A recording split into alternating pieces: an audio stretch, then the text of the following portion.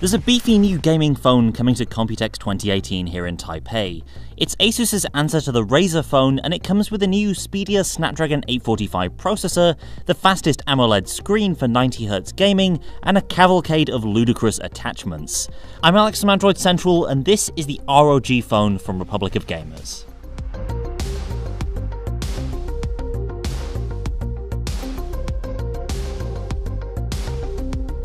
If you know Asus's ROG laptop range, then you might be expecting an over-the-top design that looks like it belongs on an alien mothership. And yeah, with a bunch of lines all over the back, an offset fingerprint scanner, and a load of overt ROG branding, that is sorta what you get here.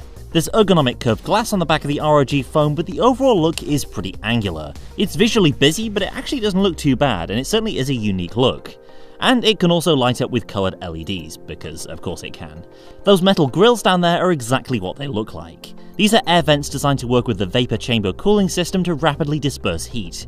It's also designed to be used with the optional Aeroactive cooler to keep the phone cool through long gaming sessions. The active cooler has a tiny fan inside and clips into the back to draw heat away from the phone, letting it run at full speed for longer. Fun side note, the cooler plugs into the second USB-C port on the side of the phone and gives you a second headphone jack as well, in a more convenient place for when you're gaming. You need all this heavy-duty cooling to keep the Snapdragon 845 processor performing at peak efficiency in demanding games. This isn't just any 845 though. ROG is using the highest bin Snapdragon 845s, the best chips to come off the Qualcomm production line, running at up to 2.96 GHz compared to 2.8 GHz in other phones. You combine the faster CPU with crazy cooling, and of course this thing crushes everything else in benchmarks. The rest of the spec sheet is every bit as over the top as you'd want from this kind of phone. 8GB of RAM, 512GB of storage, and a 4000 mAh battery, with Asus Hypercharge technology to charge up to 60% in 30 minutes. Around front, the ROG phone packs twin speakers around a 6-inch Full HD Plus AMOLED screen. The screen runs at 90Hz, which is slower than 120Hz peak of the Razer phone's display, but Asus says its panel's 1 millisecond response time makes up for the disadvantage in refresh rate. Plus, the Razer phone does run at 90Hz by default anyway. We've no reason to doubt the performance of the ROG phone though. While the device did get pretty hot when gaming without the cooling attachment, it made short work of traditional mobile games like Asphalt, as well as more demanding titles like PUBG. And if you want to avoid blocking the screen with your fingers, the ROG phone can use its ultrasonic air trigger buttons on the outer frame, which feels similar to HTC's EdgeSense but works a little differently. They're basically pressure-sensitive invisible shoulder buttons. The actual ROG phone itself is only half the story though. Asus is also launching two ambitious new gaming accessories for it. The twin-view dock brings a second screen into the equation, doubling your visual real estate. Asus is working with developers to bring support for popular titles as well as big-name streaming platforms. The mobile desktop dock lets you hook your ROG phone up to a full-size monitor, keyboard and mouse, essentially turning it into a portable console for games that support it. Plus, the dock can easily toggle inputs between the desktop PC and the ROG phone.